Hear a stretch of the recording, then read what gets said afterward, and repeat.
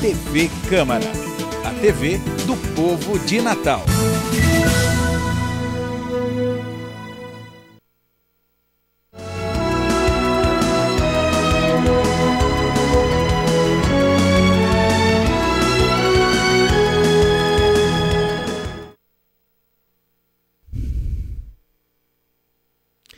Boa tarde, senhoras e senhores, presentes, a população do estado, né? A gente tem o privilégio hoje de chegar em diversas cidades do nosso estado e, graças a um trabalho muito profissional que tem sido feito pela TV Câmara, tem tido uma repercussão muito boa, audiência muito boa. Eu quero saudar a todos os nossos telespectadores.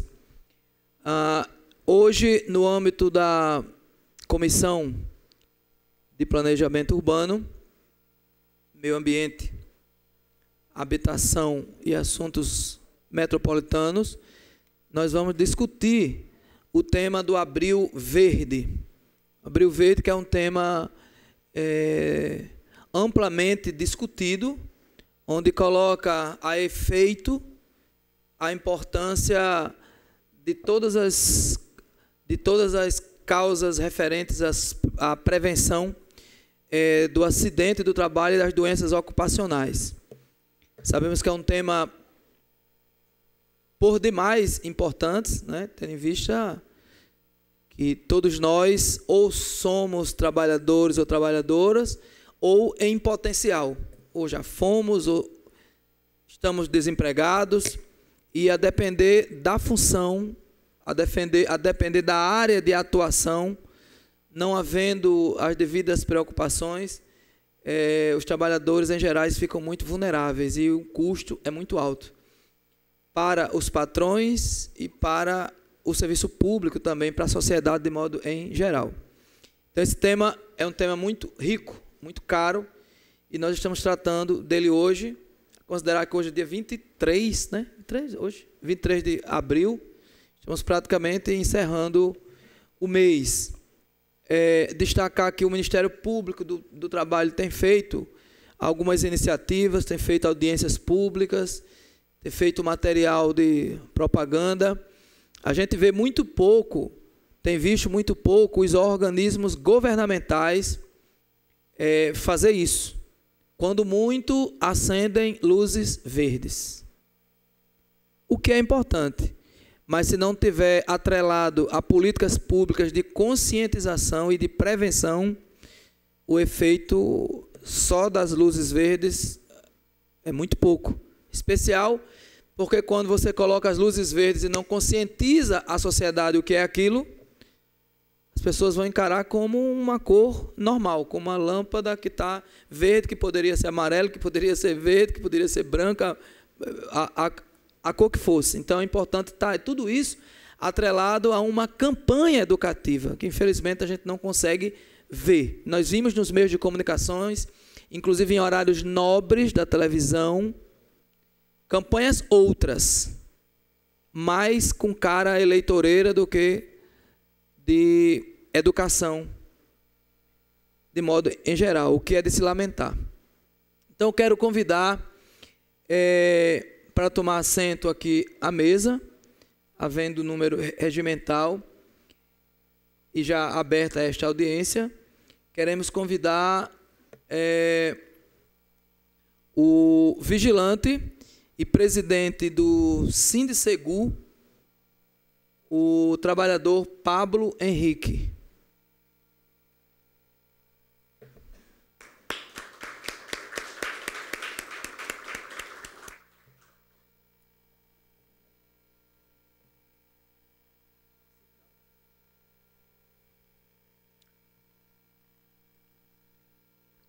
Convidamos também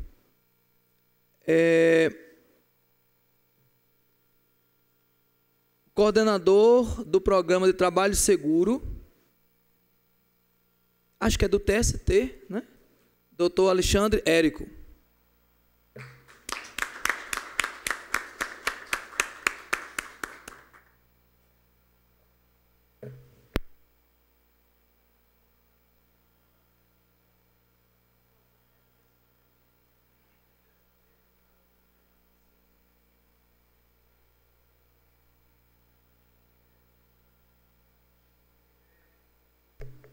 Convidamos também o engenheiro de segurança do trabalho, representando o SESMIT da UFRN, Dr. Marcel.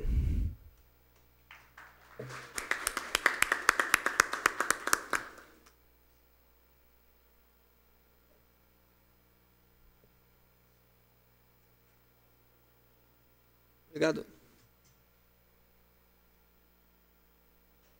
Convidamos agora dirigente sindical, também vigilante, de uma outra área de atuação, a área dos carros fortes, segurança de carro forte, o dirigente do Sindiforte, Alexandre.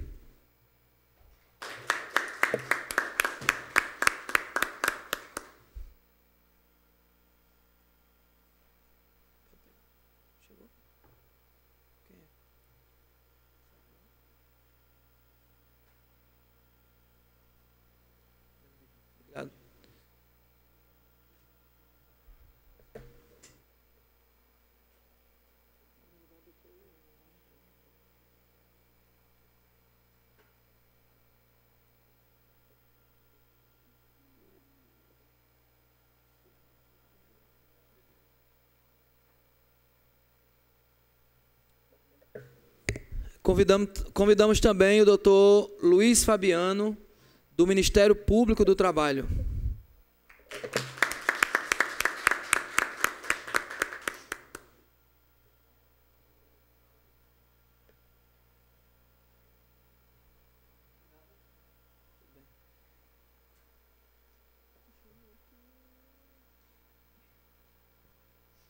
Convidamos o gerente substituto do Serviço de Benefícios do INSS, senhor Diego.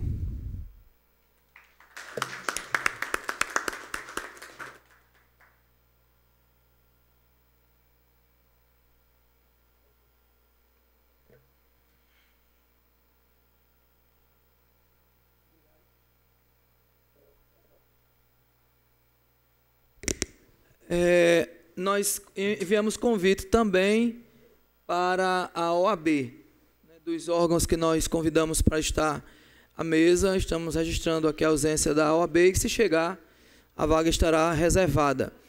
Depois eu vou pedir para os nossos colegas aqui passarem aqui à mesa os nomes das organizações ou pessoas autônomas que estão presentes aqui para a gente divulgar. É importante. Inclusive, fizemos convite também para algumas escolas e universidades que trabalham essa temática da segurança do trabalho.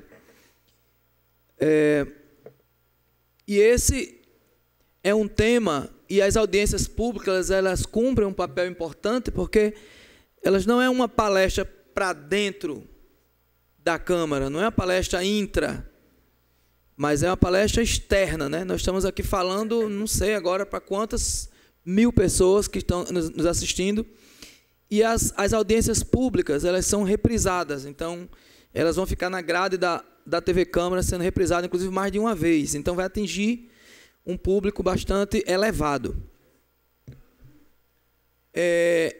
O Brasil, nós tivemos fazendo algumas pesquisas, inclusive em sites oficiais, e vimos dados que nos deixaram bastante preocupados. Um que o Brasil aponta como o 4º país do mundo em casos de acidente do trabalho. Esse é um dado que traz muita preocupação.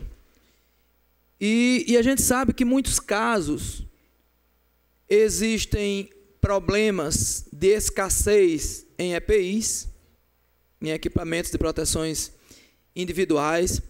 Há problemas quanto à fiscalização, há problema, inclusive, da falta de consciência do próprio trabalhador e da trabalhadora em utilizar o EPI.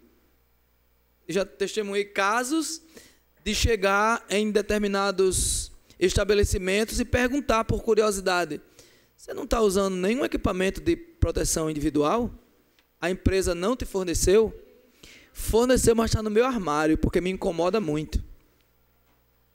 Será que não é incômodo maior um acidente onde você pode fraturar uma perna, fraturar um braço, quando, em muitos casos, a morte. E quando não há a fiscalização por parte nem da empresa e nem dos órgãos de controle, aí a coisa acaba ficando meio que aquela coisa que muita gente fala, né? Acontece com o outro, comigo não. Ah, fulano tal foi assaltado, fulano tal foi acidentado, fulano tal... mas a gente lamenta e tal, mas é com ele. Nunca acontece conosco, né? Quando acontece, aí é que a gente se alerta e muitas vezes já é tarde também. Os afastamentos por acidentes laborais somam em torno de 22 bilhões por ano. É um valor muito alto, muito alto. Casos de pessoas que ainda, muito jovens, no início da vida laboral, 18 anos, eu falo 18, mas tem gente que começa a trabalhar muito mais cedo. Eu comecei com 12, por exemplo. Já é vítima de um acidente que fica para o resto da vida sem ter mais condições de trabalhar.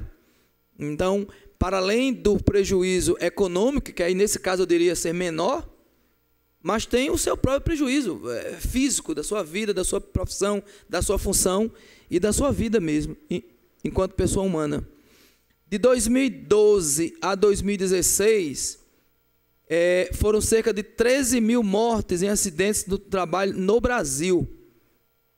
13 mil mortes, um pouco mais, levantamentos que eu tinha feito em torno de 13.300 mortes, né? 13.300 no Brasil. E as principais vítimas têm sido a construção civil, e aí eu acho que nem é preciso fazer um estudo, ser um estudioso aprofundado, né? Para saber que pela própria tipificação e peculiaridade da profissão, realmente você vê que existem muitos riscos, né? E quando se trata, como a construção civil ela é ampla, ela não atinge somente as grandes capitais, as grandes metrópoles, mas elas atingem cidades pequenas, bairros periféricos, né? Onde essa fiscalização ela é ainda menor ou inexiste. A consciência da pessoa na utilização da prevenção é ainda muito menor. E como falei antes, como não existem as campanhas educativas em grande massa, então essa consciência é cada vez menor e os acidentes seguem se ampliando. Então eu não combinei aqui com quem poderia levantar aqui, dar o primeiro passo hoje aqui, mas eu queria ver com vocês quem era que poderia iniciar.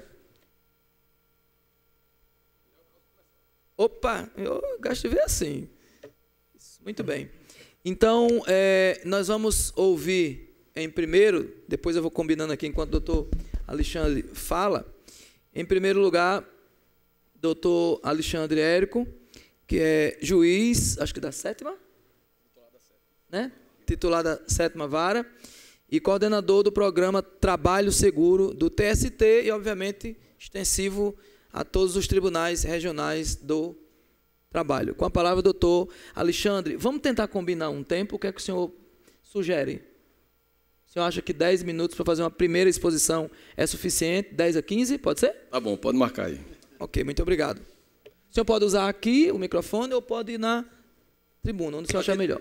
Aqui tá bom. Inicialmente, em nome do Tribunal Regional do Trabalho e do Programa Trabalho Seguro, eu quero agradecer o convite que nos foi feito, cumprimentar os membros da mesa aqui na pessoa do vereador Sandro, né? E enaltecer a iniciativa porque, como já foi dito, realmente a questão relacionada à prevenção de acidentes de trabalho é muito cara, né? Nós temos efetivamente um prejuízo, né, incalculável, né, quando se trata de adoecimento e de acidentes do trabalho ocorridos no nosso país. Realmente nós somos campeões em acidentes, né? E isso decorre de, efetivamente, a falta de ações tendentes a evitar o acidente. Em regra, nós sabemos que o acidente ele não ocorre por acaso.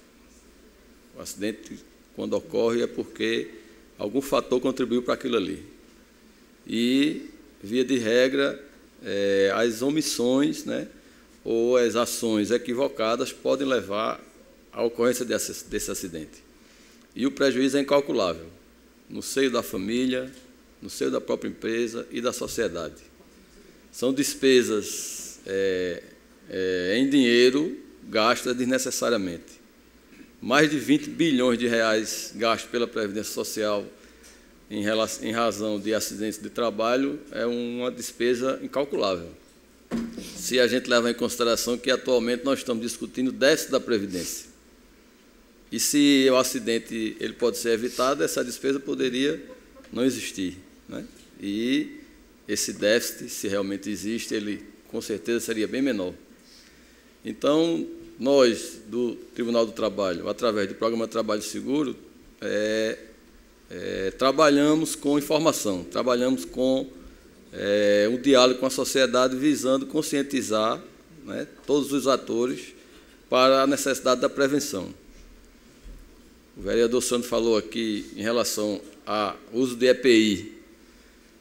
É necessário? mas o uso do EPI ele é apenas um percentual pequeno se a gente considerar toda a problemática relacionada ao adoecimento e ao acidente. Porque na hora que um trabalhador ele é colocado para executar alguma tarefa, não é só o uso do EPI que vai evitar que ele sofra um acidente. Ele precisa ser treinado, ele precisa conhecer os riscos daquela atividade que ele está exercendo, ele precisa ser monitorado, ele precisa saber exatamente quais os limites daquela atuação dele. Então, todos os riscos ele devem ser calculados. E o uso do equipamento de proteção individual é só apenas uma face disso aí. Um ambiente de trabalho seguro e saudável pressupõe uma série de ações, né, tendentes a que aquele trabalhador ele exerça a sua profissão de maneira correta, segura e saudável. Isso vai desde o relacionamento interpessoal entre os colegas de trabalho, entre os subordinados e a chefia, o espaço físico, a ergonomia, né, as máquinas, os equipamentos de proteção em relação ao uso e à operação dessas máquinas, né. O trabalhador da construção civil, por exemplo, por que a construção civil ela gera tanto um grau tão grande de acidentes? Porque nós temos uma indústria da construção civil muito ampla, né? Como foi bem lembrado aqui, em todos os recantos do país existe alguém trabalhando, subindo uma parede, ou coisa mais complexa em relação à construção civil. E nem sempre ele está sendo colocado ali com todas as precauções que a atividade dele exige. E, efetivamente, a depender da época histórica que nós vivemos, esse número até cresce ou diminui. Nós tivemos, há 1 ano, 2 anos atrás, um boom da construção civil. Muito dinheiro foi injetado na construção civil e tivemos um período que a construção civil estava muito ativa. Hoje já está um pouco menos, mas não deixa de ser a campeã dos acidentes. Outros setores também causam muitos acidentes, mas a gente, às vezes, nem chama atenção para isso. Vou dar um exemplo aqui do setor de saúde. É um setor que gera um adoecimento muito grande, principalmente nos órgãos de saúde da esfera pública. Nós sabemos que os profissionais de saúde eles têm uma atividade muito estressante, lidam com muitas pressões, às vezes com pouca estrutura, pouco instrumento humano e material para exercer suas atribuições. Então, o adoecimento, principalmente na esfera mental, é muito elevado no sistema de saúde, né? Nós temos também muito adoecimento no setor têxtil, principalmente na fabricação de vestuário. Aqui no Nordeste não, mas no Sul tem um grande índice de acidentes típicos na indústria de beneficiamento de frango, né? Na indústria alimentícia de frango, de abatedouros, das indústrias de alimentos. Então, a depender do local, nós temos assim, uma atividade preponderante que gera um grau de adoecimento maior. Então, o trabalho seguro vem dialogando com a sociedade desde o ano de 2011 e nós assim, somos juízes, mas não atuamos como juízes quando se trata de trabalho seguro. Nós estamos aqui conversando, dialogando, tentando, né, incutir na mente das pessoas a necessidade da prevenção. Uma prevenção que parte, primeiramente, da iniciativa do empregador, porque ao empregador, em primeiro lugar, é dado constitucionalmente como obrigação manter um ambiente de trabalho seguro e saudável para seu empregado. E o empregado também colabora com isso, porque ele tem por obrigação de receber as informações e atuar com segurança, sabendo o que está fazendo e observando todas as normas de segurança previstas. Então, o uso do EPI ele é necessário? Não é tudo. Mas, se o empregado ele não atende às normas de segurança ou acha que aquilo nunca vai acontecer com ele, ele pode se dar mal, né? Então, são obrigações recíprocas, tanto do patrão quanto do empregado. E a gente procura, vamos dizer assim, convencer o patrão de que realmente isso é importante quando a gente coloca isso em números. Em números de despesas que ele pode assumir. Não há uma despesa quando se trata de prevenção, e sim um investimento.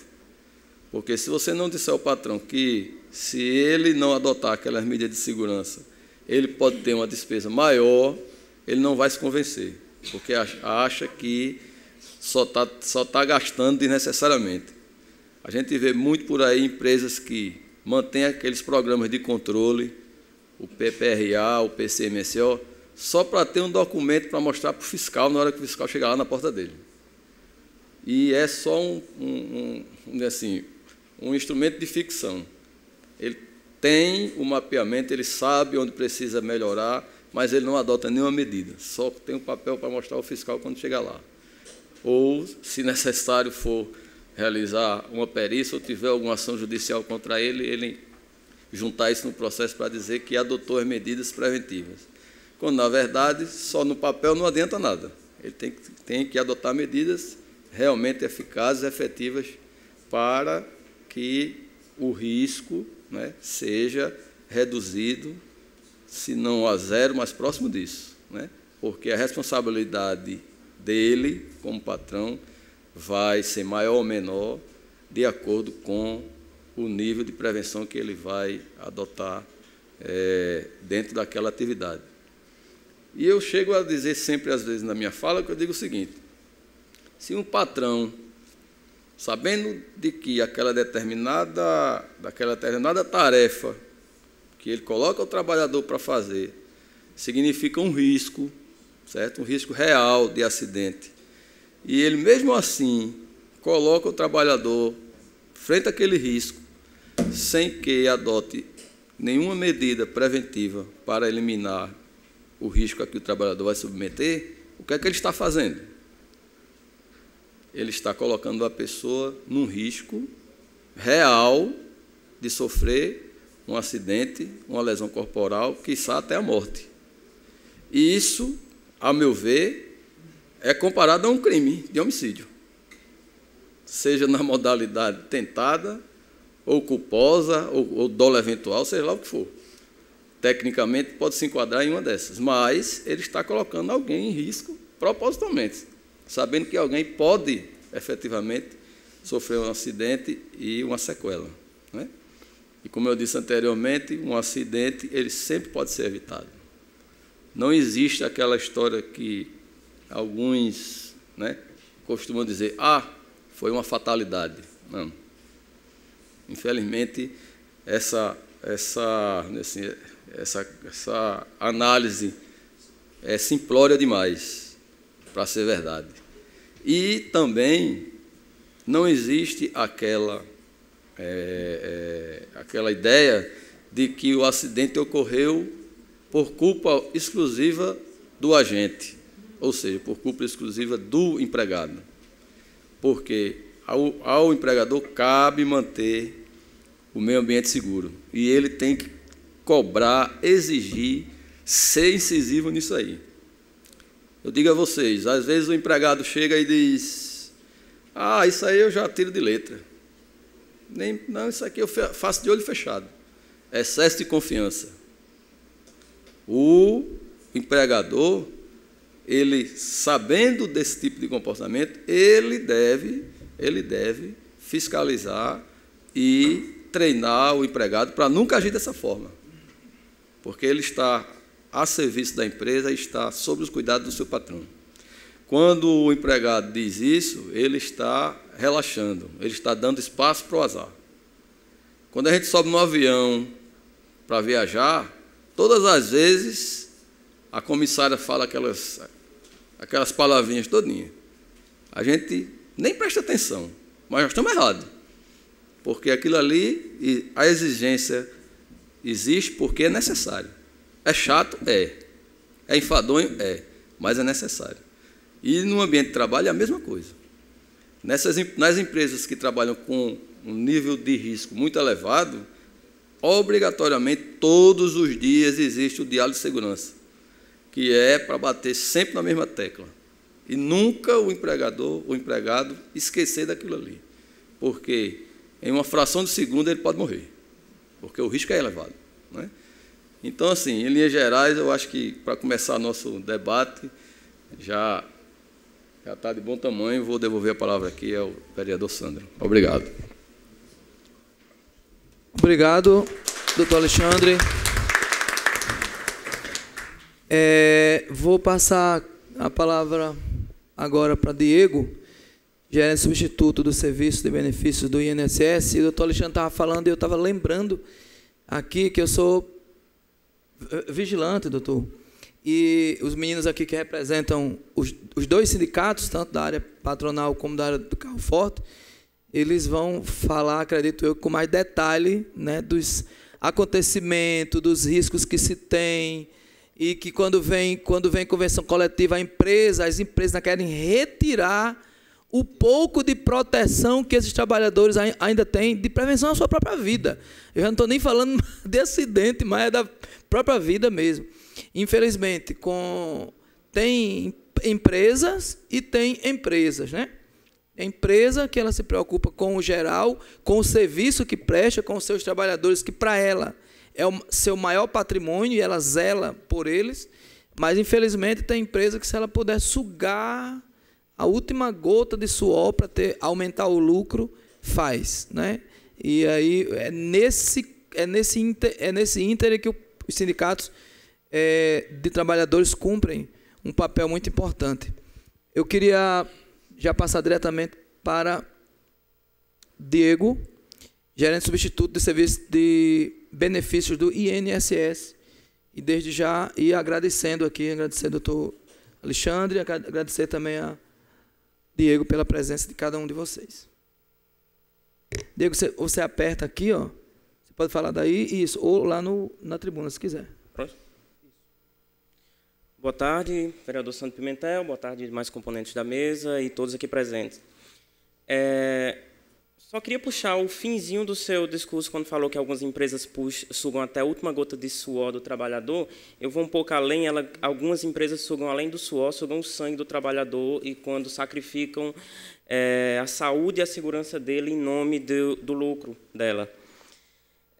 Eu estou aqui para falar mais pelo ponto da Previdência Social, mas é claro que eu não tenho como não comentar esses critérios que a gente vê no dia a dia. Por que eu falo isso? como servidor do INSS, da Previdência Social, quando se trata de segurança do trabalho, o INSS, a Previdência Social, ele só entra quando nada da segurança do trabalho funcionou, quando nada relativo à prevenção deu certo. Então, quando todos os mecanismos de prevenção e segurança do trabalhador não funcionam, é que o INSS entra em ação. E aí a gente vê, no cotidiano do nosso trabalho, a gente vê que há um verdadeiro descaso em relação a alguns setores. Tem alguns setores específicos, a gente vê principalmente que são questões bastante focalizadas, que desprezam a segurança do trabalhador. Porque a segurança, a saúde do trabalhador, ela parte não somente... Quando a gente fala em segurança, a gente pensa muito na questão de acidentes.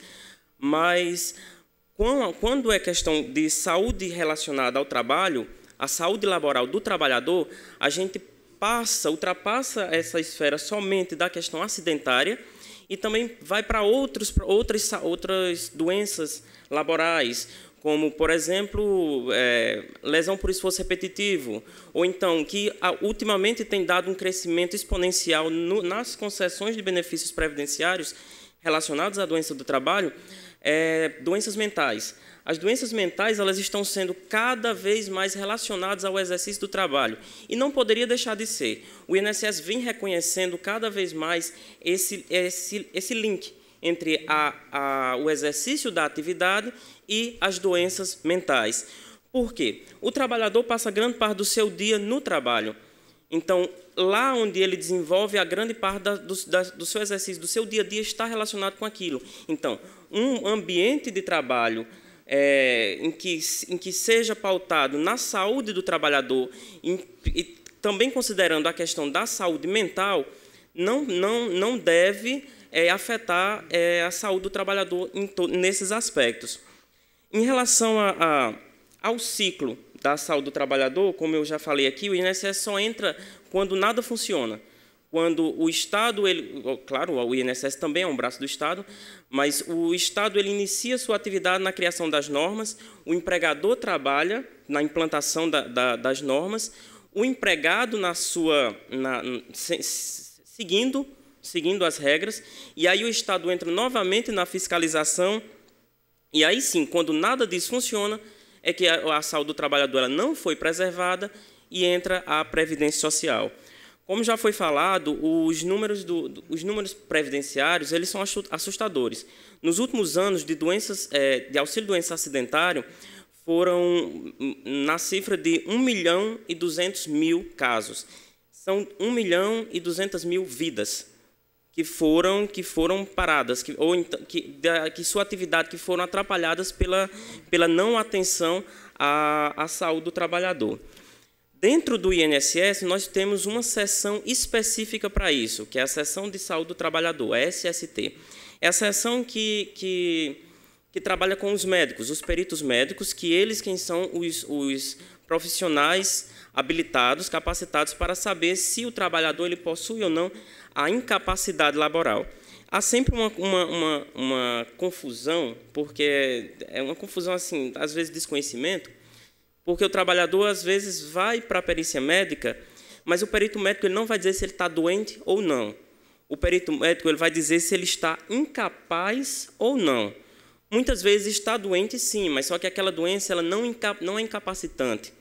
Então, tem essa questão. E aí o próprio médico ele também tem a competência para dizer se aquela doença ela é acidentária ou não, se ela é de origem funcional ou não. Isso é muito importante. Isso é muito importante para o trabalhador, porque, sendo de origem laboral, se for de origem acidentária, mantém a estabilidade do trabalhador. Ou então, não exige a carência que normalmente exige. Por exemplo, um trabalhador que fez uma cirurgia eletiva, vamos dizer assim, ele precisa ter contribuído pelo menos por 12 meses. Caso seja um acidente de trabalho, não exige essa carência, basta que haja o vínculo trabalhista. Então, é importante que haja o reconhecimento por parte dos médicos se foi que é acidentário ou não. Porém, o médico ele só vai dizer, só vai entrar para complementar essa informação se por acaso o empregador se omitir. O empregador ele é obrigado por lei a fazer a comunicação de acidente de trabalho, a gente chama de CAT. Essa CAT ela vai sofrer algumas modificações nos próximos meses, eu espero, com a implantação do e-social para todas as empresas. E aí ela vai sofrer uma modificação, ela a tendência é que ela seja mais rígida. Caso o empregador ele não faça essa comunicação em tempo hábil, o INSS ele vai ter mecanismos de fazer de multar, de fazer cobranças e assim por diante. Então, o empregador ele tem a obrigação de fazer essa informação da CAT. Só a partir dela é que o INSS, na parte administrativa, lá no balcão, vamos dizer assim, ele já vai encaminhar para o médico como acidentário. Quando o empregador não faz isso, aí o médico, questionando, fazendo todo o questionamento que ele faz ao trabalhador, é que vai averiguar, vai atestar que é uma doença acidentária. Então, o INSS ele tem vários modos, mecanismos e procedimentos para trabalhar na questão da saúde do trabalhador, para amenizar a prevenção que falhou. Porém, ele também trabalha o INSS não, a legislação previdenciária, vamos dizer assim. A legislação previdenciária ela também trabalha na forma de fazer uma prevenção. Vamos falar dessa forma. Como? Existem atividades de risco, atividades em que o trabalhador ele fica exposto a agentes nocivos. Por exemplo, trabalhadores que, aqui a gente talvez tenha mais lá para o interior, trabalhadores que trabalham em minas de minérios, claro, de carvão, vamos dizer assim. Esses trabalhadores eles ficam expostos a agentes nocivos devido ao seu trabalho. Não é pela questão da insalubridade, é pela exposição aos agentes nocivos, aquele agente químico que está na mina, que pode ser inalado pelo trabalhador e prejudicar a sua saúde. Outro caso, trabalhadores que trabalham com raio-x. Aqueles raios ionizantes eles são prejudiciais ao trabalhador. Então, quando há uma exposição a um agente nocivo, outra espécie de agente nocivo são os trabalhadores médicos, que trabalham na saúde e que ficam expostos aos agentes biológicos. Toda essa exposição, elas podem desencadear uma doença do trabalho. Elas podem desencadear uma incapacidade do trabalhador oriunda da sua atividade laboral. Então, nisso daí, para o trabalhador que trabalhou toda a sua vida exclusivamente nessas condições, existe uma aposentadoria diferenciada, que é a aposentadoria especial. Essa aposentadoria especial prevê que o trabalhador possa se aposentar com um tempo reduzido. É uma forma de prevenção, porque uma coisa é você fazer um trabalho sem agente nocivo durante 35 anos. Outra coisa é você fazer um trabalho exposto a agentes nocivos por 35 anos. Então, de forma a tentar diminuir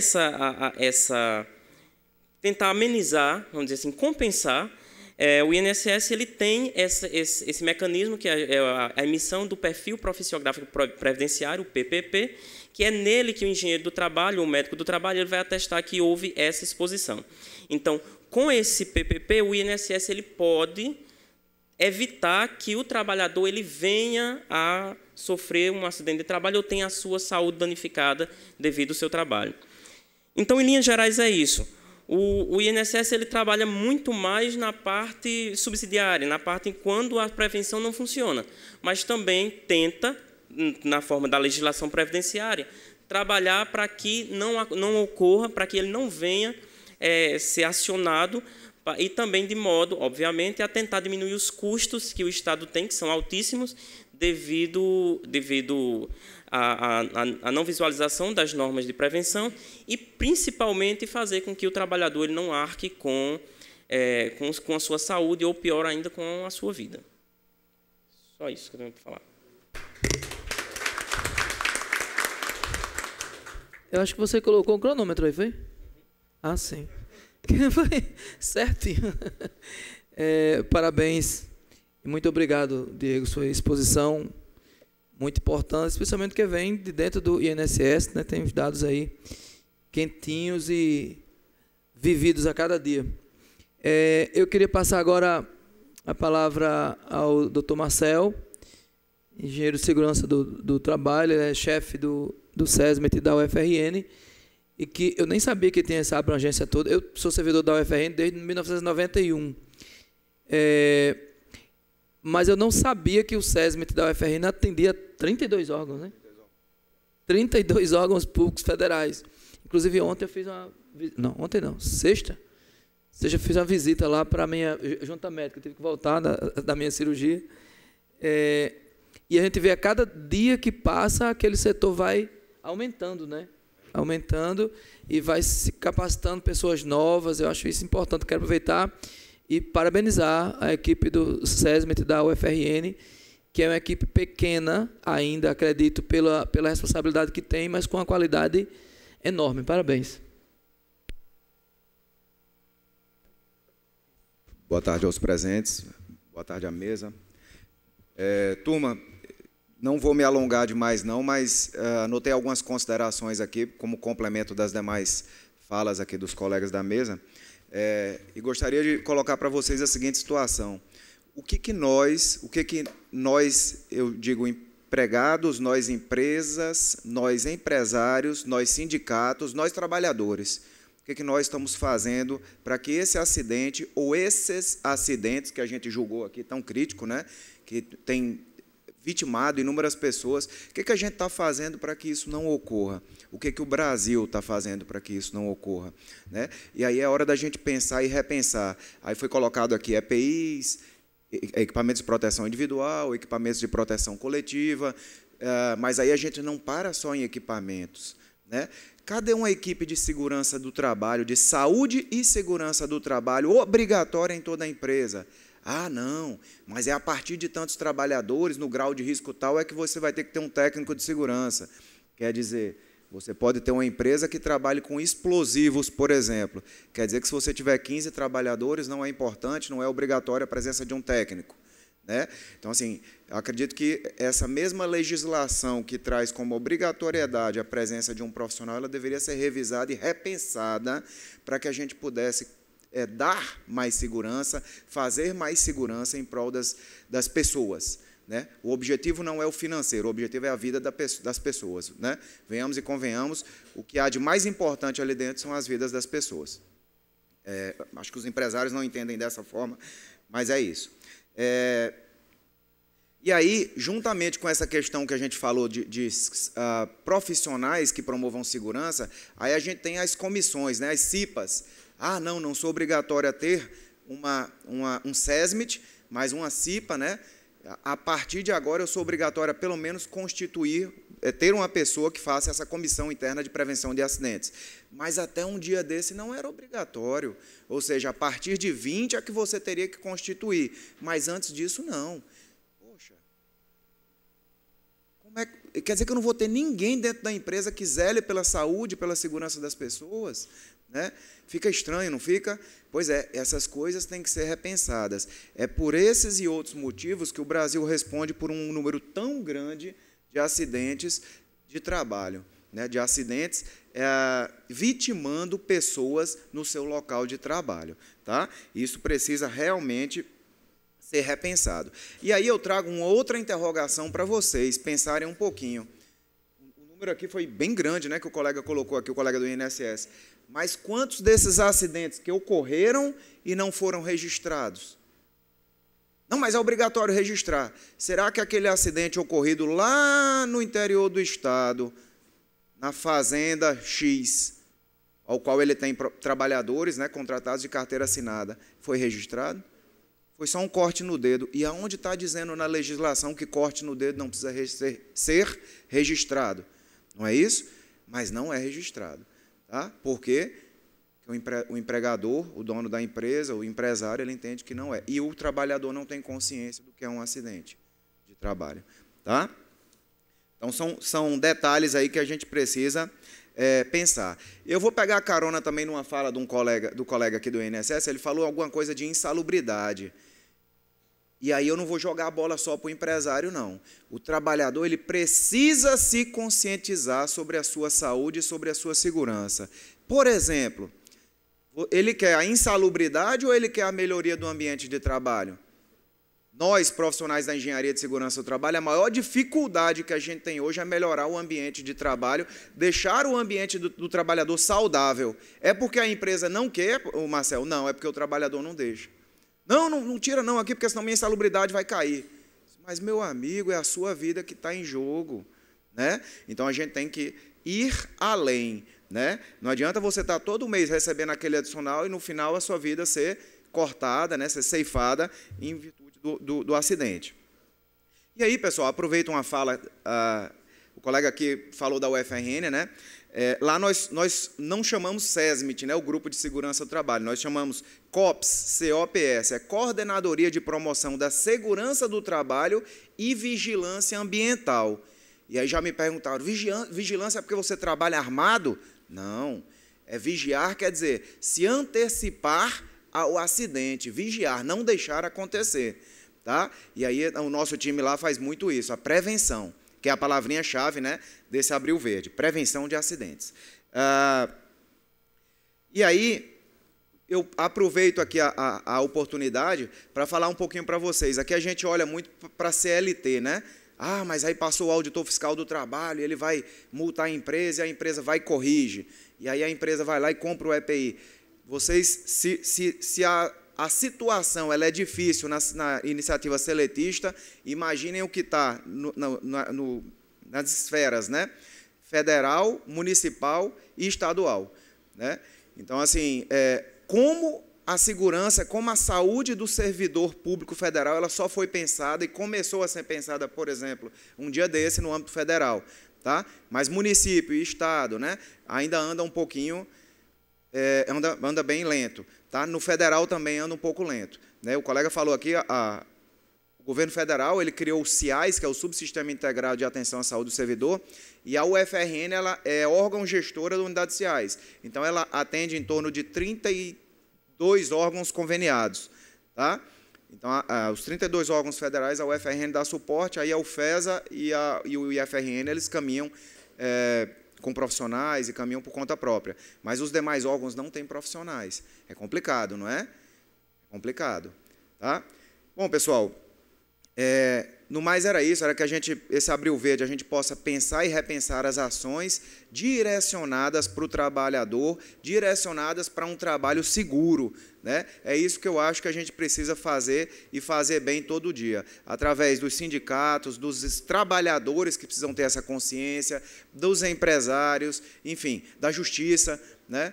Acho que é por aí o caminho que o Brasil tem que seguir.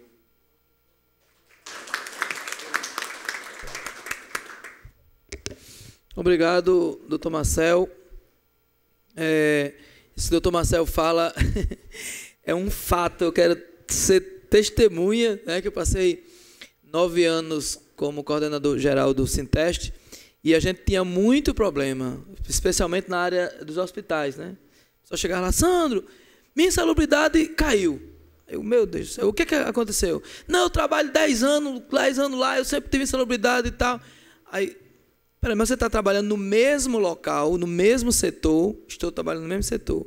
Aconteceu algo diferente lá, que tentasse melhorar. Aconteceu, foram lá, fizeram isso aqui. Eu digo, então, isso não mudou a qualidade, você prefere a insalubridade. Eu ficava brigando. E às vezes eu perdia muito com isso, porque eu acabava dando razão ao setor, quando eu entendia que o setor tinha razão, porque, na minha opinião, é isso. O certo era ninguém receber insalubridade. Ninguém receber insalubridade significa dizer, em tese, né, que a condição de trabalho está boa. Né? Receber insalubridade ou periculosidade ou risco de vida é uma consequência de algo que, naquele momento, não está sendo possível sanar, então vai ter que ter um mínimo de compensação. E aí a compensação é financeira. Né? Mas, para muita gente, não é assim. O aperto financeiro é tão grande que, não, deixa eu correr risco mesmo e deixa eu receber o dinheiro. Né? É complicado. Eu quero, antes de passar, deixa eu fazer logo um registro aqui de algumas pessoas que estão presentes também, além das pessoas que estão aqui à mesa. Francisco Wellington Chacon, coordenador de Engenharia de Segurança da DW, não é isso? É uma escola, não é? É a escola e é Uninasal. Muito bem. parabéns e obrigado pela presença. Ricardo Pereira da Silva, do Sindiforte. Denilson Barbosa da Silva, também do Sindiforte.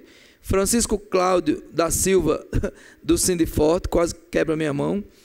Wilton César, do Sindisegur. Márcio da Silva Lucena, do Sindisegur. Kleber da Silva Dias, do Sindisegur. Maria Vilma, da DW também, Soluções Técnicas, sejam bem-vindos e bem-vindas.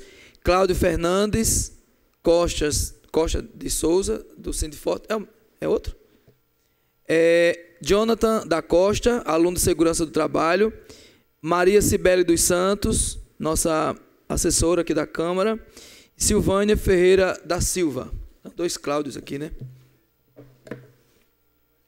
O último foi o que quase quebrou minha mão. Não estava usando equipamento de proteção individual. Quero passar a palavra agora ao dirigente do Sindisegur. Eu acho que é nosso diretor financeiro, é? É financeiro? Sindiforte, desculpa. É financeiro?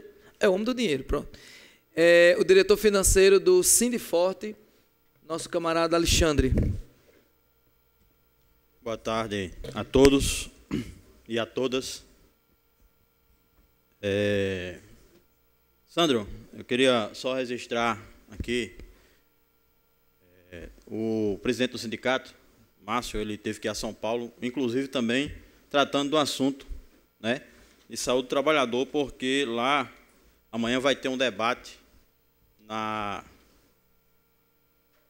com a classe também patronal, né, com o pessoal da ABTV, sobre um produto que é usado hoje nos carros fortes, que é o poliuretano.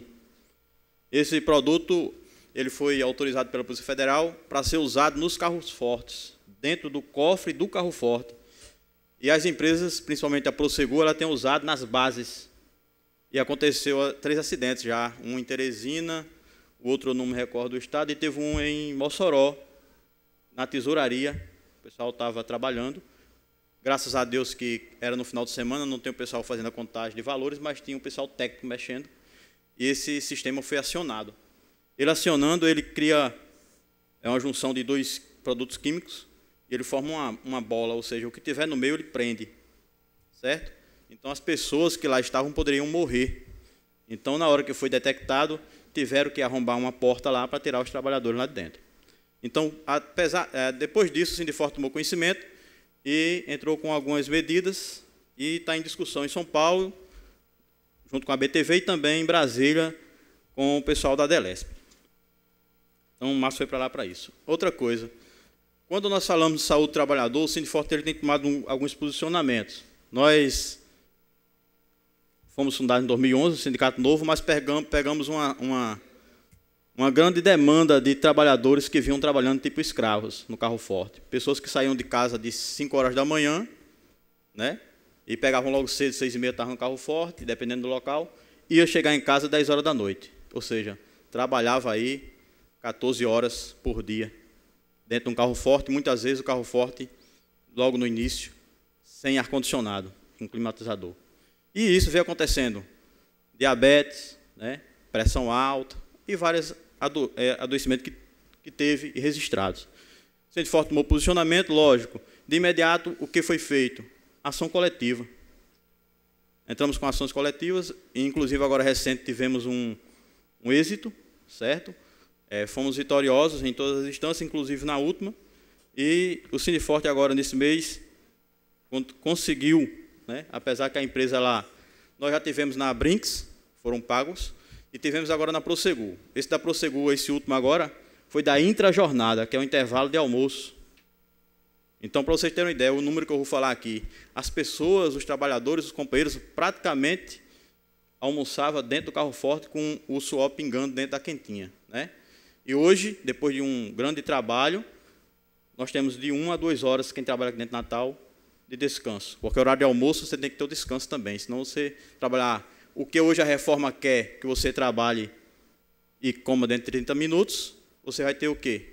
Vai continuar o problema que teve lá atrás. Vai ter muita gente com pressão alta, diabetes e outras coisas mais. Porque você vai comer dentro de um carro forte e você vai ficar ali sentado o tempo todo, descendo rápido na rua, né, sem ter um descanso da alimentação. Então, isso que a reforma veio fazer aí simplesmente é para deixar mais gente doente. Então, nós tivemos aí agora recente, total de 192 trabalhadores beneficiados, certo? Onde foi pago mais de 1,5 milhão. Desses 192, nós tivemos 105 na ativa, 12 que estavam afastados pelo INSS, estão ainda afastados pelo INSS, mas tiveram o benefício, trabalharam no período, e 75 que já foram demitidos. O Sindiforte entrou em contato com cada um deles, pegou os dados e está aí. Só que a empresa era muito esperta para prejudicar o trabalhador. O que é que ela fez? Não pagou a todo mundo, né? Está faltando, foi pago aqui 192, mas a lixa foi muito maior. Nós estamos agora na segunda etapa com 88, né? Estamos fazendo a planilha de 88 e faltam mais alguns. É impressionante o que vem acontecendo, não só no estado do Rio Grande do Norte, mas como no Brasil, né? O adoecimento ele vem, e principalmente o doutor aqui do INSS foi feliz em falar. Em outros debates, a gente tem ouvido muito falar que o adoecimento da parte psicológica vai aumentar. Mas vai aumentar e muito, porque o que está sendo implantado aí é um absurdo e uma escravidão. Certo? Vai aumentar e muito. Inclusive, isso vai gerar uma demanda tão grande no INSS que hoje eu estou com um trabalhador de uma empresa que ele está no dia 4 de janeiro ele foi afastado. Ele pegou um atestado de 30 dias, problema psicológico. Né? Trabalha dentro enclausulado, então ele pegou um problema psicológico. O que acontece? Eu entrei em contato com ele essa semana, viu, Sandro? Ele está afastado desse trabalhador do dia 4 de abril, a perícia dele está marcada para mês de junho. Aliás, 4 de janeiro. 4 de janeiro. E está marcado para junho a perícia desse trabalhador. Então, ele está esses meses todinho em casa, tomando o medicamento, sem receber sua verba, sem cobertura nenhuma, tendo filho, tendo esposa. Então, o que vem acontecendo com isso? Não sei, a demanda do INSS, não sei. Inclusive, ele está para o INSS Parnamirim. Eu estive falando com ele hoje. Eu disse, é um absurdo um negócio desse. O cidadão está afastado, ele pegou um atestado, ele está afastado dia 4 de janeiro e vai ser atendido a perícia dele em junho. E aí, como é que fica a situação do trabalhador?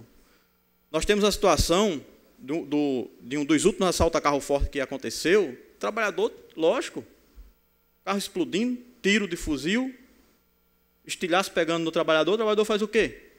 Vai chegar sorrindo no outro dia? Ele está numa depressão. Foi tratado, foi medicado, foi acompanhado, Sandro, e voltou a trabalhar. O INSS disse que ele não estava doente ao ponto de não, que, digamos assim, prejudicaria o trabalho. Ele poderia voltar às suas atividades. Ele voltou à atividade. A empresa demitiu por justa causa. Isso no Código 91. Então, nós estamos vivendo um massacre à classe trabalhadora. E isso tem muito a ver com o que acontece hoje. Tem uma empresa que chegou aqui no Rio Grande do Norte, ela é nova, está crescendo, e ela está fazendo aquilo que a Brinks e a Prosegur fez lá atrás. Trabalhador, viu, Sandro? Trabalhando o 7º dia. Trabalhador trabalhando a escala exaustiva. Trabalhador trabalhando sem o intervalo da interjornada, que é aquela descanso de 11 horas de um serviço para o outro. A camarada chega de 8 horas da noite em casa, está de 5 da manhã. Então, o que é que vai caber o sindicato fazer? Enfrentamento, e vamos mais uma vez fazer denúncias ao Ministério Público do Trabalho para fiscalizar, ao Ministério do Trabalho para ir lá, ver a ficha de ponto, porque você chega lá é tudo maquiado, mas a ficha de ponto ela vai dizer os trabalhadores que têm lá 7º dia, os trabalhadores que estão lá na interjornada há mais de meses, pessoas que não estão tirando o horário do almoço. Ah, o sindicato está sabendo? Está. Mas o trabalhador também ele se omite, porque ele está com medo de perder o emprego dele. Olha que situação hoje tem o sindicato. O trabalhador sabe que está errado, sabe que está tendo um problema que vai adoecer, mas ele não quer passar para o sindicato as informações precisas, com medo de perder seu emprego. Inclusive, nós tivemos uma visita na empresa, o Sindiforte fez uma visita na empresa e 2 dias depois que nós estivemos lá, a gestão fez uma reunião pressionando os trabalhadores. E os trabalhadores foram ao sindicato, teve uns lá que foram pedir conciliação. Então, nós estamos vivendo isso aqui. Não é brincadeira, é uma coisa séria. Tá certo? Então, a saúde do trabalhador tem a ver. O que eu estou falando aqui, tudo tem a ver. O adoecimento aí, as perseguições, os trabalhadores à mercê, né? Os nossos legisladores fazendo sempre legislação para tirar o direito do trabalhador cada vez mais. Estão tirando o poder também até mesmo dos juízes, de julgar. Tá? Ninguém sabe onde vai parar esse país. Nós temos que acordar. Eu já tenho dito isso aqui há algum tempo atrás. A casa está com pessoas, mas poderia estar lotada, porque fala da saúde do trabalhador. Não é só daquele que está trabalhando, não. Aquele que está desempregado também precisa de um apoio. Então, fica a minha fala nesse sentido. E eu espero que um dia, mais breve, a nação brasileira acorde para a realidade. Obrigado, Alexandre. Muito bem colocado aí todos os seus pontos. Lembrar também que nós aprovamos um projeto de lei aqui, virou lei, acho que desde 2014, salvo engano, que garante o estacionamento privativo e exclusivo para carro forte. Né? Na hora do desembarque, do embarque, da realização do seu trabalho, seja nos bancos, seja no comércio, no shopping, etc., ter um estacionamento reservado, porque o carro forte, em muitos casos, atrapalha o trânsito, mas eu acho que o mais grave não é atrapalhar o trânsito. É o risco, quanto o percurso maior que aquele profissional sai para levar o malote, malote que vocês chamam?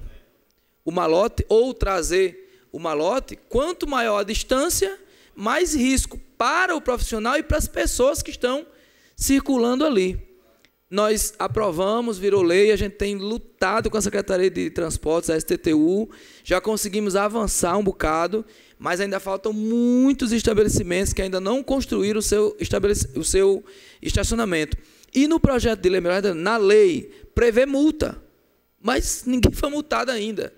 Então, a lei precisa ter a fiscalização, a gente tem fiscalizado, tem marcado diversas reuniões na Secretaria, o pessoal do Sindiforte tem ido, a gente tem avançado, mas ainda falta avançar muito. E se a gente olha agora, pelo menos tem os estabelecimentos bancários que eu passo, o local que está reservado lá para o carro forte, tem uma placa exclusiva, está cheio de moto, de carro, parado lá. E fica por isso. Não tem a fiscalização. E isso tem a ver, não é? Como já foi dito aqui. É essa condição, toda essa área que envolve o ambiente de trabalho e as condições tem a ver com o grau de acidente e de adoecimento também. Eu quero passar a palavra ao presidente do Sindisegur, o vigilante Pablo Henrique.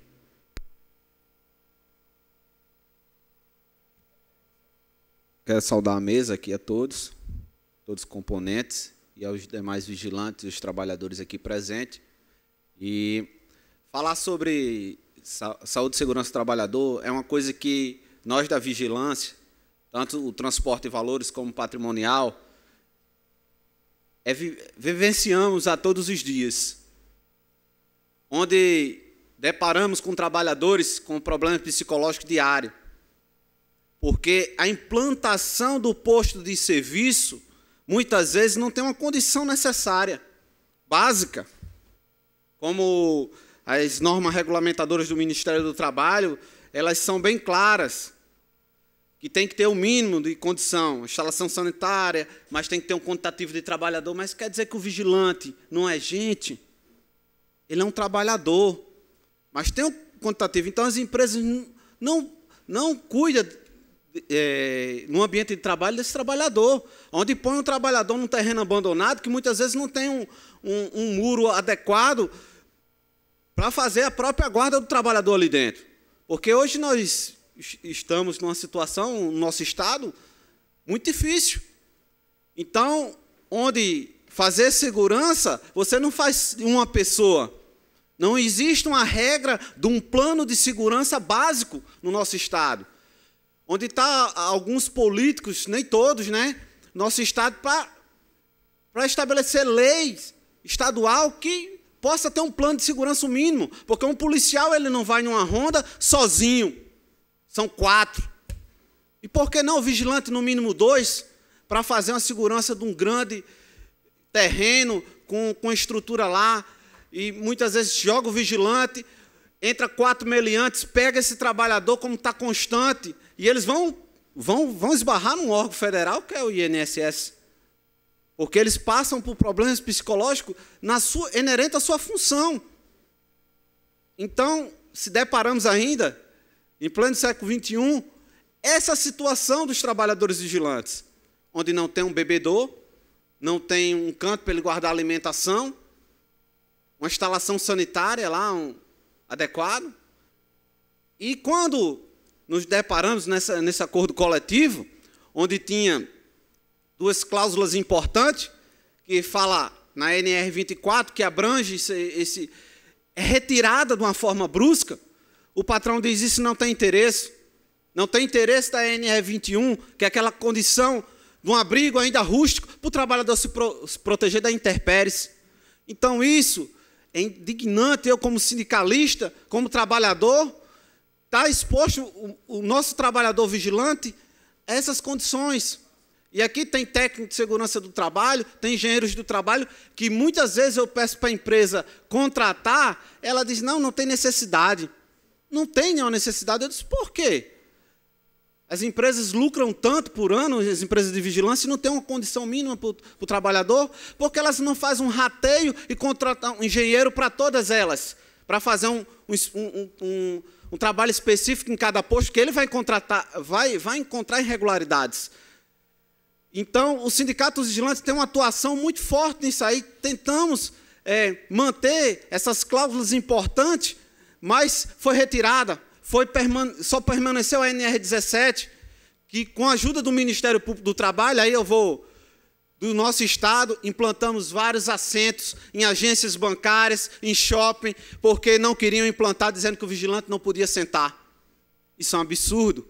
Onde tivemos vários trabalhadores com problemas de hernia de disco, porque trabalhou ao longo dos anos com cargas excessivas, não podendo pausar durante a sua jornada. Então, o Sindisegur, eu venho falar breve e pouco aqui, mas chamando atenção nesses pontos. E também a condição, muitas vezes, do colete balístico. As empresas implantam um posto de serviço, que aí é um equipamento de proteção individual, que muitas vezes está só a capa do colete. Nós chegamos lá, um absurdo. A empresa doida para pegar o contrato, implanta, muitas vezes o tomador de serviço não observa e fica esse trabalhador desprotegido e exposto à nossa violência. Então, o Sindisegur fala, eu tenho aqui, não trouxe muita coisa, mas eu explanei algo na nossa categoria, externei, que essa é a minha indignação. E a gente tem atuado muito através do Ministério Público, eu tenho falado, os procuradores têm atendido o pedido do sindicato, pedindo que o Ministério do Trabalho venha fazer diversas fiscalizações, e a gente tem tido alguns resultados positivos. Mas o Ministério do Trabalho também não tem fiscais, muitas vezes, para atuar como deveria, né? Isso aí é uma deficiência, mas, mesmo assim, ainda tem suprido muita coisa na nossa categoria. Então, essa atuação do Sindisegur, estamos atentos, estamos dando suporte aos trabalhadores com problemas psicológicos através dos sinistros passados no posto, muitos, e o adoecimento tem sido constante. Obrigado pela oportunidade, era esse resumo que eu queria falar.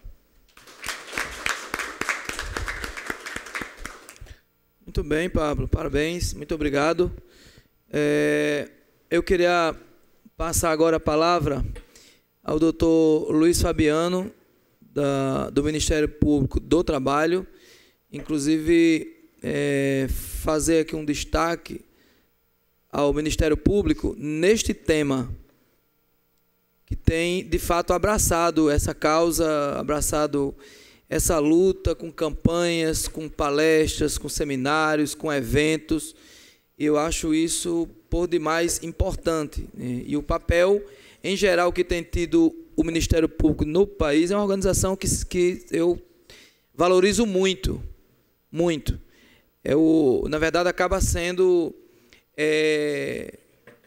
os olhos do direito do povo país, né? Vigilante, fiscalizando, sendo sindicato, não sendo sindicato, quando você encontra irregularidades, sejam elas de quaisquer que sejam as áreas, sempre Ministério Público é o primeiro que a gente lembra, porque sabe que é uma organização muito séria. Eu quero aproveitar, na pessoa do Dr. Luiz Fabiano, fazer essas referências que eu acho mais que merecedoras. E no tema do Abril Verde, eu acho que é o órgão que mais se destaca atualmente. Eu quero reconhecer isso publicamente. Quero passar a palavra para o Dr. Luiz Fabiano.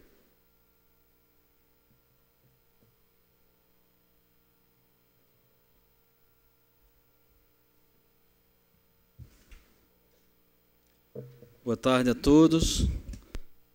Na pessoa do vereador Sandro Pimentel, eu quero saudar a todos os integrantes desta casa, as autoridades aqui presentes, cidadãos e cidadãs natalenses.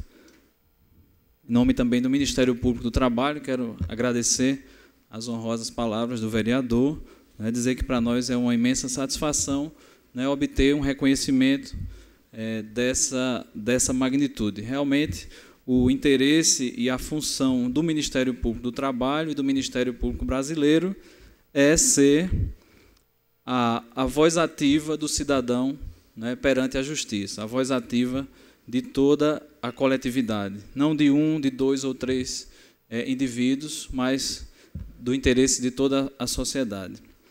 Bom, o Abril Verde é uma oportunidade para concentrarmos a discussão em relação à saúde e à segurança do trabalhador, e o grande problema social, político e econômico que é o acidente de trabalho e a doença do trabalho. Para todo mundo é muito claro que o acidente do trabalho e a doença do trabalho são dramas, são eventos que atingem de forma existencial o ser humano. Então, são situações em que as pessoas perdem a vida, as pessoas perdem a saúde, as famílias perdem os seus entes queridos, às vezes a pessoa que mantém a casa não apenas no sentido material, mas principalmente no sentido afetivo, moral. Então, são famílias que se desestruturam, famílias que passam por um sofrimento incomparável. Então, esse é o grande drama humano do acidente e da doença do trabalho. Além desse aspecto, todos aqui têm destacado o grande problema socioeconômico gerado pelo acidente de trabalho e pela doença. Se a gente fizer uma retrospectiva, nos últimos 5 anos, por exemplo, no Rio Grande do Norte, nós tivemos aí uma média de 60 afastamentos por semana. 60 afastamentos por semana em razão de acidente ou doença do trabalho. Isso equivale a muito dinheiro que é despendido pela Previdência Social, e muito não só pela Previdência Social, mas também pelas empresas, porque a gente lembra que os primeiros dias de afastamento do trabalhador devem ser suportados pelo próprio empregador.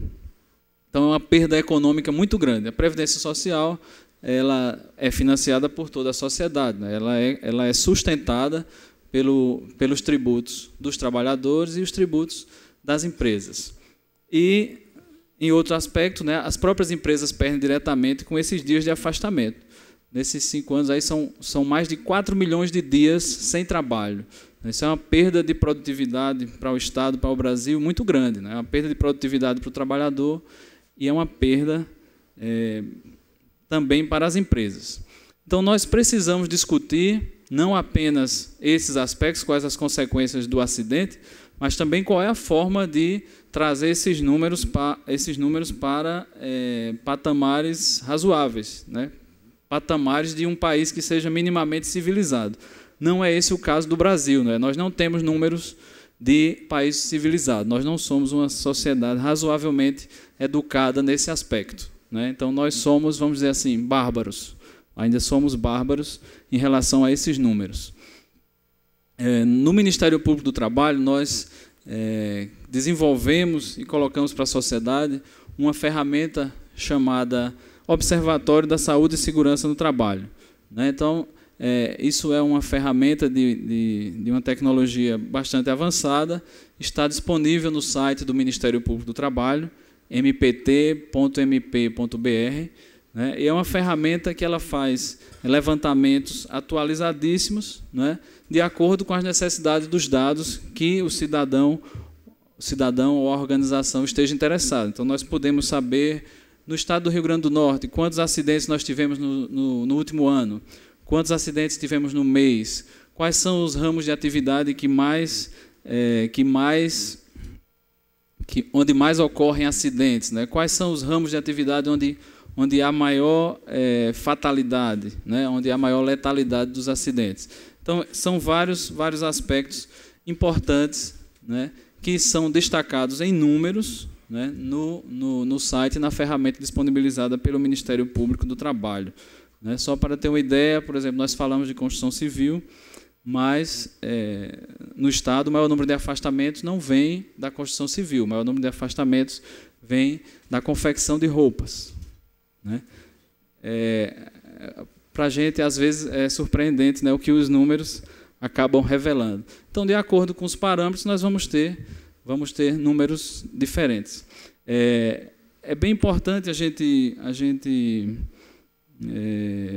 ratificar o que foi dito aqui, principalmente pelas entidades sindicais, que nós vivemos um momento legislativo, vamos dizer assim, um momento muito ruim, um momento normativo muito ruim para a saúde e segurança do trabalhador. Né? Nós tivemos recentemente a aprovação da reforma trabalhista, né? Inclusive, agora há pouco, um repórter me perguntou o que eu achava, né, qual era a relação entre a modernização das leis do trabalho e a incidência de acidentes e doenças do trabalho. Né? Então, a primeira resposta foi fazer uma retificação de que nós não passamos por um momento de modernização das leis do trabalho.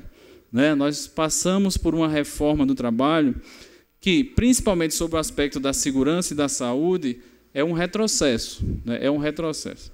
Basta ver que, a partir de novembro, né, de novembro para cá, nós tivemos a liberação para que os sindicatos, os trabalhadores e as empresas negociem condições que antes eram reservadas à área técnica do governo. Então, questões que eram de saúde e segurança hoje podem ser negociadas, quando até novembro essas questões elas não podiam ser colocadas na mesa de negociação entre sindicato e empresas, porque se entendiam que eram inerentes à saúde, à segurança, à vida das pessoas e estavam sujeitos ao crivo, né, de uma avaliação técnica, uma avaliação profissional, né, e não de uma avaliação negocial, uma avaliação, né, política. Então, esse é o grande aspecto, né, prejudicial à saúde e à segurança. Dentre, né, os aspectos que podem ser negociados pelo trabalhador, o grande destaque realmente é a jornada de trabalho. Então, a jornada de trabalho ela é um dos elementos, né, mais importantes na prevenção, né, na preservação da saúde e segurança, porque a jornada de trabalho em excesso, né, é um item que eleva, né, sobremaneira o risco e, no médio e longo prazo, o próprio excesso de trabalho é causa de doença. Né? Nós temos aqui vários relatos de doença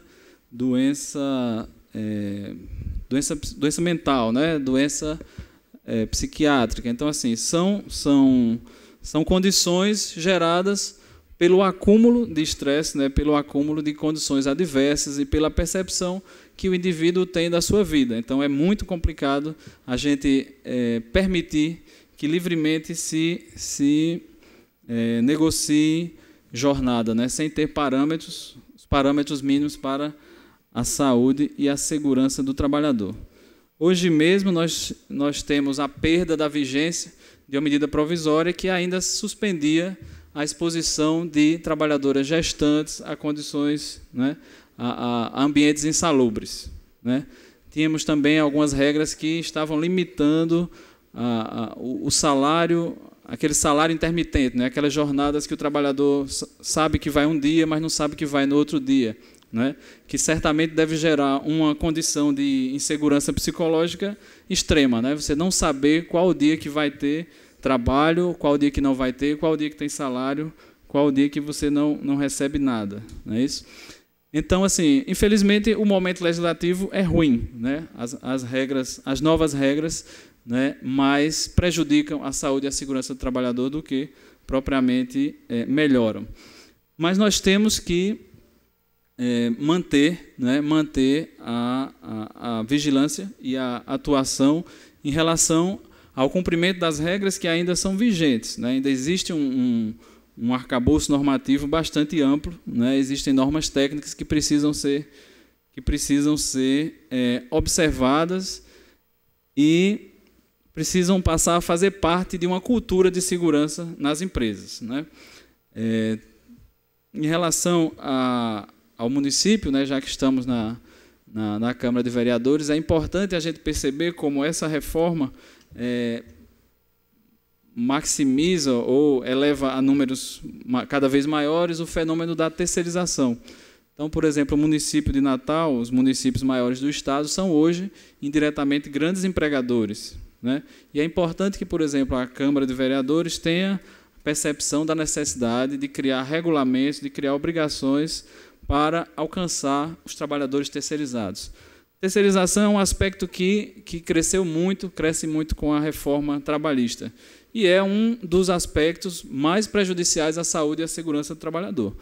Basta a gente ver um setor, por exemplo, como a distribuição de energia elétrica. Se nós formos olhar o histórico das empresas, das concessionárias de energia, vamos ver que não tem tanto acidente assim. Mas por que não tem? Porque a atividade de risco está toda terceirizada, né? O que acontece? As concessionárias de energia hoje no Brasil terceirizam tudo, né? Com base também numa brecha legislativa que foi obtida, né? Nas instâncias adequadas. E hoje essas concessionárias terceirizam e o trabalhador, né, que sofre acidente, lesão grave e morte, né, é o trabalhador terceirizado, né? A gente fala em letalidade na construção civil, mas a gente pode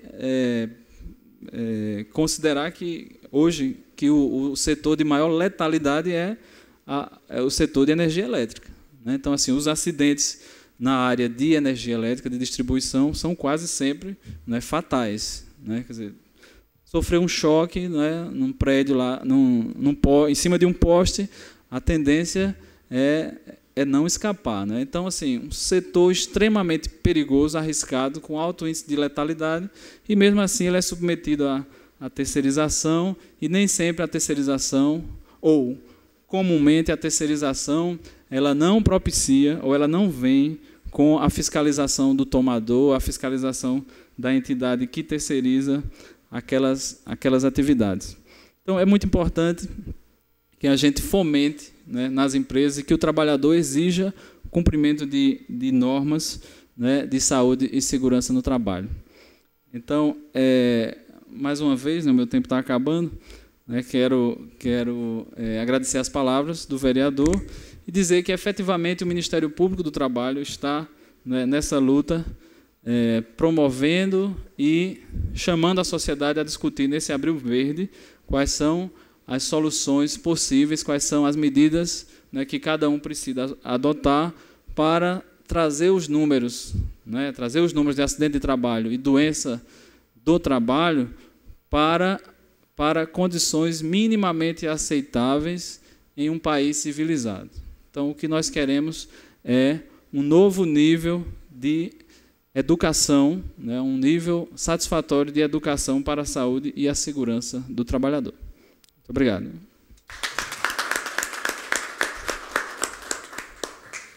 Obrigado, doutor Luiz Fabiano. Quero registrar a presença de Rômulo Pessoa Santana, do Sindiforte, e também de Reginaldo Cruz, do Sindicegu. Tem uma pessoa inscrita. Se alguém mais quiser inscrever, tá? A gente vai inscrever Depois a gente vai caminhar para o encerramento. O Wellington Chacon, que é coordenador de pós-graduação da Uninasal. Professor Wellington, pode usar daí se o senhor quiser, ou pode vir aqui, onde o senhor achar melhor. O senhor aperta e solta. Boa noite. Oi. Aí deu. Ok. Primeiramente, eu quero parabenizar o vereador Sandro Pimentel pela iniciativa, né? Porque eu acredito que nunca seja demais a gente falar na área de segurança do trabalho, do trabalhador, da saúde do trabalhador. E escutando os colegas explanando aí, falando a respeito dessa questão, me vem à cabeça as novas mudanças que estão para chegar, né, com o advento da NR37, que acredito que vai sair, que na gestão de segurança, e também essa interação com o e-social que o colega falou, o Diego, não é isso? Falou a questão aí. Eu queria que os senhores explanassem, pudessem falar um pouco a respeito dessa fiscalização, entre aspas, né, com o advento do e-social, desse monitoramento que dentro das empresas. Porque hoje que nós sabemos que o que acontece, não só independente do ramo da atividade, como o colega falou, a questão da indústria têxtil, que é um dos campeões acima da construção civil, que historicamente, né, a construção civil e o transporte de cargas são os principais na área de acidentes, e com esse intuito, o que vai mudar? Como é que vai ficar? Porque hoje os programas que são feitos, PPRA, PCMSO, LTCAT, etc., eles são engavetados. Eles são feitos, muitas vezes, de qualquer forma, e essa gestão não acontece.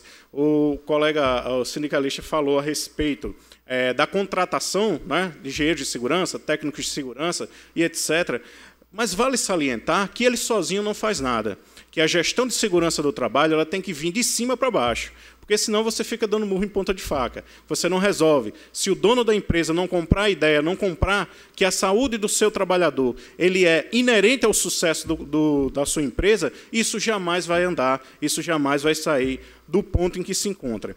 Então, é só isso a minha explanação a respeito dessas questões e o que os senhores esperam aí, quem sabe se vai mudar alguma coisa realmente ou não com essa questão do e-social, nessa fiscalização, porque, como se dizem a grosso modo, com o advento agora, a partir de junho, das pequenas empresas a respeito do e-social, a multa vai ser online, né?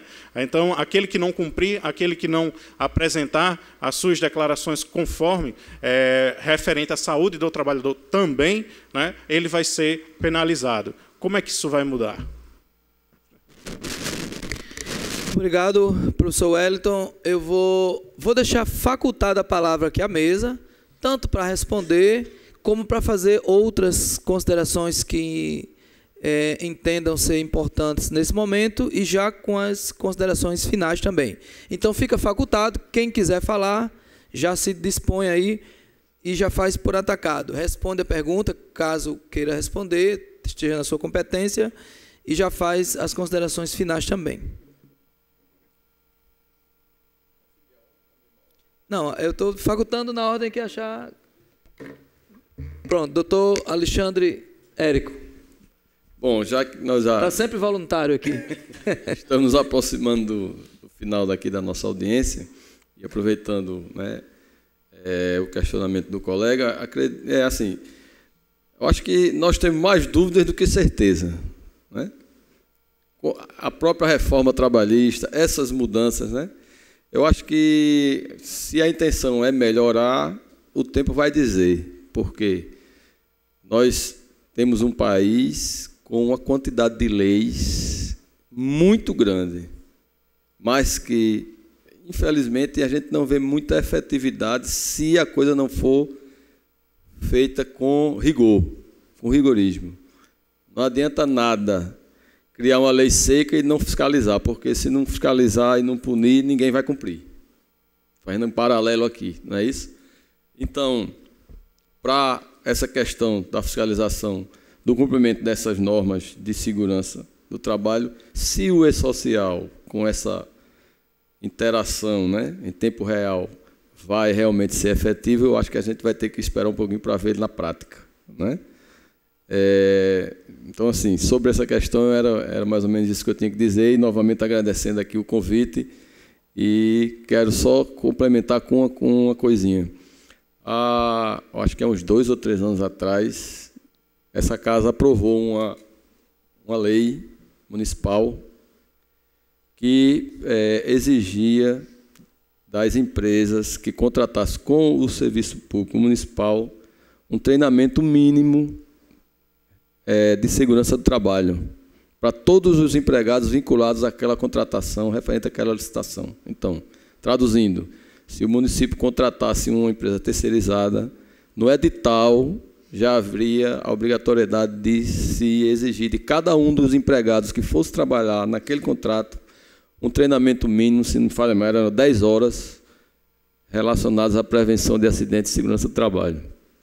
Essa lei foi aprovada aqui nessa casa. Eu acho que foi assinada pelo senhor. Me perdoe, eu não lembro. Nem se foi minha, porque são 64. Quem assinou, não tenho certeza, não. Mas foi aprovado por unanimidade, só que o nosso prefeito, Carlos Eduardo, vetou. Então, houve o veto do chefe do executivo e esse veto até a data de hoje não foi derrubado. Então, assim, isso, como foi uma iniciativa do Trabalho Seguro, a gente tentou também no governo do Estado, mas até agora não conseguimos avançar.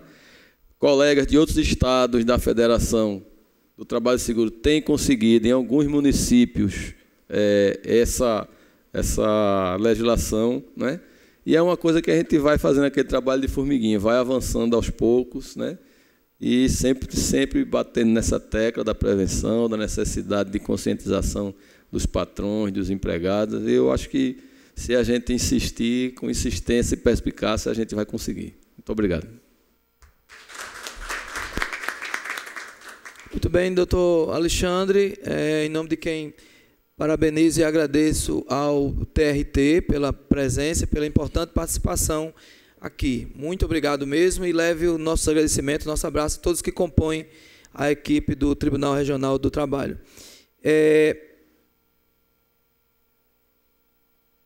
Diego. Boa tarde novamente. Como quem mencionou o E-Social fui eu me sinto à vontade para complementar o que o senhor falou. Eu particularmente, sou bastante esperançoso com a implantação do E-Social, porque pelas experiências que eu vejo de novos sistemas amplos, no qual a Previdência Social faz parte, é algo que, de certa forma, revoluciona o modo que o Estado brasileiro trabalha com as informações. Hoje, a gente trabalha com um encaliçado, bem quadrado o sistema, que é a GFIP. Nessa GFIP é o que alimenta os nossos sistemas, o que alimenta a nossa informação. Já o E-Social, que já está em vigor para as empresas, se eu não me engano, que têm um faturamento superior a 3 milhões, se eu não me engano, e para os empregados domésticos, vem muito mais informação. Nele, no E-Social, o empregador ele precisa colocar todas as informações de todos os itens do contra-cheque do trabalhador, não somente questões financeiras, mas também onde o trabalhador está exercendo sua atividade, as dimensões do local, se existe acessibilidade, se as normas de segurança estão sendo cumpridas, se existe EPI, e todas essas informações vão chegar para os órgãos públicos de forma direta. Então, a fiscalização ela vai ser mais efetiva, ou tende a ser mais efetiva. Como o colega mencionou, o tempo é que vai dizer. Mas eu, pela pequena experiência que eu tenho com a implantação de sistemas integrados, como agora recentemente foi implantado, aliás, um sistema único de todos os registros civis no Brasil, e está tendo uma informação incrível, a gente está conseguindo coletar dados nunca antes que podiam ter sido reunidos. Eu tenho a sensação e a esperança de que o E-Social ele vai trazer uma revolução no modo da segurança e saúde do trabalhador. Além de tudo, é a minha esperança e é também o que eu desejo, apesar dos tempos sombrios, como ele mencionou, que nós estamos passando, mas a esperança ela permanece. Só isso mesmo. Obrigado. Obrigado, Diego. Também quero agradecer ao INSS pela sua participação, sua presença aqui. E, de igual modo, agradeço a toda a equipe que faz o INSS. alguém falou, não sei quem foi que falou, realmente essa questão do agendamento é terrível isso, terrível. O que tem de pessoas, eu fui vítima, eu mesmo fui vítima, né? Direto, tenho que marcar para lá, e aí eu não me lembro, eu liguei em novembro e era para fazer em abril, se eu não me engano, novembro para abril, e eu com a perna já que não aguentava andar, né? E é muito difícil isso. Eu não sei se está ligado a sistemas ou a pessoal. Deve ser pessoal, né? Carência de pessoal, o governo não contrata, então vai reduzindo, se aposenta, falece, vai reduzindo, igual banco, né? Daqui a pouco é só máquina lá, você vai chegar no banco, só tem máquina para ele atender, porque não tem mais contratação. Amanhã mesmo, falar em contratação, amanhã mesmo, nós estaremos com o Sindeseguro na Secretaria Municipal de Saúde, porque tem um contrato lá de uma empresa que faz a segurança das unidades de saúde do município, me ajude se eu estiver errado nos números, que são 116 profissionais atualmente, e vai reduzir o contrato para 16 profissionais. Então, parece brincadeira isso. Significa dizer que as unidades de saúde vão fechar, certo? Certo. Porque as unidades de saúde não vão funcionar sem ter um profissional de segurança ali. Aí amanhã a gente vai lá, mas até onde Pablo já me disse, não, já decidiram, não tem dinheiro. Vai reduzir o contrato porque não tem dinheiro. Então essa, infelizmente, tem sido a política geral no nosso país. Reduz, não tem dinheiro, para nada tem dinheiro. Mas eu estava vendo ontem, né, para não fazer propaganda de emissora de TV, mas um programa que é muito assistido no Brasil aos domingos. Aí entre o intervalo de um break e outro está lá a propaganda do governo do estado, a propaganda do governo municipal, propaganda linda, a propaganda aquela é muito dinheiro, muito dinheiro. No orçamento aqui do município foi 15 milhões de reais para publicidade e propaganda, mas eu não vejo uma campanha do Abril Verde. Me parece que não interessa, né? Agora, para mostrar, está pavimentando rua, está não sei o quê, está tapando buraco, está não sei... Aí é triste, mas enfim, vou parar por aqui para não ter que dizer mais coisas. Eu queria passar para o doutor Luiz Fabiano. Aí, deu. Bem, em relação ao E-Social, né, acreditamos, né, que o avanço, né, do sistema vai realmente trazer...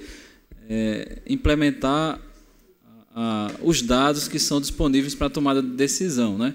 Na verdade, nenhuma política ela é possível de ser realizada se ela não tiver como base a realidade no seu todo, né? Então, assim, não são as nossas impressões, mas aquilo que efetivamente foi registrado, compilado e que vai nortear as nossas ações, né? Ainda nesse aspecto, uma coisa que eu esqueci de falar, é que é de suma importância que as unidades de saúde, né, dos estados, dos municípios, né, e aqui do município de Natal principalmente, né, informem a ocorrência dos acidentes de trabalho através de um sistema nacional que existe de captação de dados, né, que é o SINAM, são os eventos lá de notificação compulsória. Então, as unidades do SUS, né, estaduais, municipais e federais, né, são todas obrigadas e são parceiras, né, na coleta desses dados, né, e são todos esses dados, junto com o E-Social, que vão compor bases capazes, né, de nortear a atuação política, a atuação governamental e a atuação de qualquer cidadão por meio de ferramentas como aquela que o Ministério Público do Trabalho dispõe, que é do Observatório de Saúde e Segurança do Trabalho. Então, por fim, gostaria de agradecer o convite e parabenizar o vereador Sandro Pimentel pela brilhante iniciativa de uma audiência pública em relação ao Abril Verde. Muito obrigado. Obrigado, doutor Luiz Fabiano. Quero mais uma vez, eu já consultei aqui, ninguém mais deseja, não é isso? Então, agradecer ao Ministério Público do Trabalho, agradecer ao Sindeseguro, agradecer ao INSS, agradecer também ao SESMIT da UFRN, que eu fui chamado a atenção, não é SESMIT, é COPS, mas eu vou continuar chamando SESMIT, porque foi assim que eu aprendi. O importante SESMIT e o COPS, o importante que está fazendo um trabalho muito digno, muito importante. Agradecer ao Sindiforte e também ao Programa Trabalho Seguro do TRT. Sintam-se todos muito bem agradecidos. Quero agradecer a todas as pessoas que vieram aqui e presenciaram. Agradecer à Uninasal também pela importante presença de vocês, aos colegas vigilantes de outros setores e especialmente à sociedade Povo de Natal que está nos assistindo e diversos outros municípios. Ficam os nossos agradecimentos. Uma excelente tarde, né? Já terminando aqui a tarde, iniciando a noite. Deus abençoe a todos, a todas e a cada um de nós. Muito obrigado.